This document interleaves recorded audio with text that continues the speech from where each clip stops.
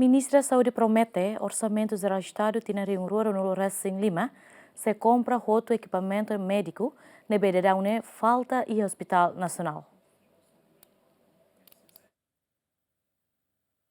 O problema barak na beira-rauni acontece no Hospital Nacional de Valadares, Liu falta equipamento ou dificulta médico sira no serviço a atender paciente, Ministra da Saúde ateten e orçamento geral do Estado tem rua no Racing Lima, nebe prevê o Ministério da Saúde se completa outro equipamento médico e Hospital Nacional, além de nesse serviço moço especialista o sira Liu ou de apoio especialista Timuruan sira atuação prestação de serviço Ministério da Saúde nian.